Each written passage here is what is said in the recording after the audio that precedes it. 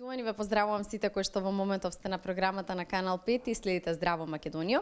Во минутите што следуваат ќе зборуваме со доктор Сонја Бојаджиева, која што е специјалист педијатар на тема Светски ден за ретки болести, кој што е на 28 февруари. Со какви ретки болести се соочуваат пациентите во Македонија, колку ја имаат соодветната терапија и на кој начин можеме сите ние како општество да им помогнеме, ќе дознаеме во продолжение. Докторке, добро утро.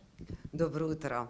Најнапред дозволете ми да ги поздравам сите гледачи на ТВ Канал 5 и благодарам што одвоивте време и што дојдовте токму да говориме за тема која што секогаш не трогнува сите нас и гледаме сите максимумот да го дадеме во однос на ретките болести. Да, се разбира, секогаш во Здраво Македонија издвојуваме време за сето она кое што е значено за сите пациенти во Македонија, особено за оние кои што се со ретки болести, па тоа ми е првото прашање, со какви ретки болести се соочуваат пациентите кај нас. Да. Најнапред да видиме што се тоа ретки болести за пошироката јавност. Спрема Европската комисија за ретки болести има една дефиниција. Значи, сите болести, нарушувања, што ќе се појават со една во минимум 5 случаи или помалку на 10.000 жители.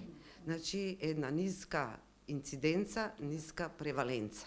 Зошто нас се важни тие за нас лекарите и за целото општество? Иако е многу низок тој процент, тие имат голем импакт во морбидитетот, морталитетот и во начинот на живот во општеството. Секако, нас педијатрите не интересират многу овие болести, зошто? Бидејќи повеќе од 75% од овие заболувања се појавуваат веднаш после раѓање или пак во раното детство. И се предизвик ние да ги диагностицираме навремено и да, доколку има третман, да се започне соодветниот третман на време. Само така ќе имаме успех. Секако, не повеќето болести се генетски заболувања, имаме автоимуни заболувања, имаме од групата на невролошки заболувања, невромускулни заболувања, метаболни заболувања, заболувања извонредно ретки од одредени инфекции, понатаму малигни заболувања и секако од алергиска природа. Но многу од нив барат мултидисциплинарен приод, значи повеќе органи кога се засегнати, така да на Универзитетската клиника за детски болести се лекуваат на повеќе одели вакви ретки болести и на нашиот одел за гастроентерохепатологија. Важно е навременото диагностицирање. Јас ќе споменам некој од метаболизмот, нарушување на метаболизмот, еве на пример на бакарот, Вилсонова болест, која што е предизвик да се диагностицира на време и да се започне третманот на време, бидејќи има терапија. Тука ни се Алажил синдромот, тирозинемија, други метаболни заболувања, Ниман-Пик, Давин-Џонсон синдром, значи некои заболувања барат и навремено вршење на хируршка интервенција, понатака трансплантација на хепар, секако доколку има донор и така натаму. Нешто што е друго за нас предизвик е новата иновативна терапија. За ни мораме да ја пратиме, да ги пратиме светските трендови, да пратиме што е ново. И секако, понатака, да бараме начин како да добиеме таа терапија тука и да го започнеме третманот на време.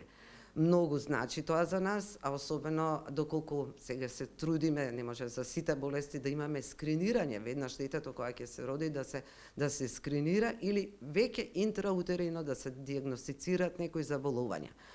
Повеќе од 80% практично се генетски заболувања, така да некогаш се соочуваме со тој предизвик, да ја поставиме правилната диагноза на генетско ниво. Секако во нашата држава постојат такви лаборатории каде што ние ги докажуваме.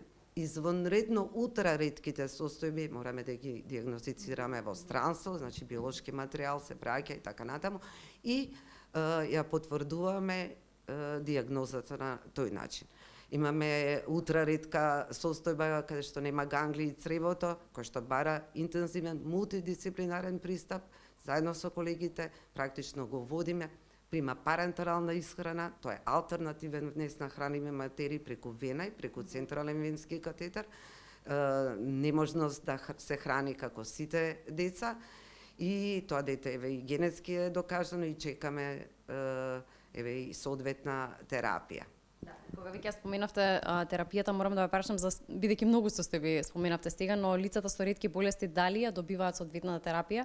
Има ли одредена група на која што треба еве да ја кренеме свеста, да се обратиме до институциите и сите оние кои што може да помогнат за да ја добијат соодветната терапија? Да, секако. Знаете, 95% од сите вкупни ретки болести, што ги има од 6 до 8% во светот, и нема терапија. Ние може да докажеме. Некои од нив и немаат потреба од терапија. Меѓутоа е добро да бидат во тој регистар, да бидат верифицирани, да кажем, дека постои, да знаеме кои болести и колку ги има во одредена држава. Регистар, и ние постои, имаме под Министерство за здравство се наоѓа комисија за ретки болести, таму членуваат експерти од различни болести. Ние кога ќе диагностицираме одредено заболување, гледаме дали воопшто постои начин да му се помогне со лек, или треба ние да го следиме и да даваме соодветна терапија пред се да преживее пациентот, а потоа да расте, да се развива и да биде една единка во заедницата здрава, да можеме да ја следиме.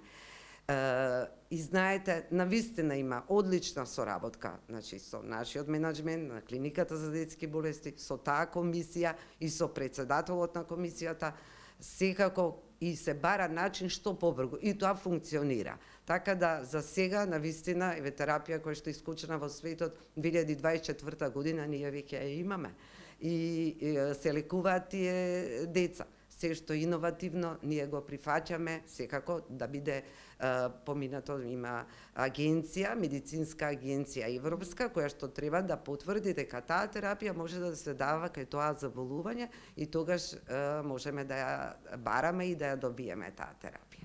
Доктор, ќе ви благодарам многу за сите пораки кои што ги упативте до нашите гледачи, за сите она кои што ни го споделивте, и токму така секој ден во годината да се грижиме за лицата со ретки болести, не само на 28 февруари. Ви благодарам многу. Многу благодарам, значи вие сте исклучителна особа, личност, и ми е драго што заедно го направивме во ова интервју, и се надевам дека и понатака во иднина ќе имаме нови предизвици да говориме на други теми. Ви благодарам.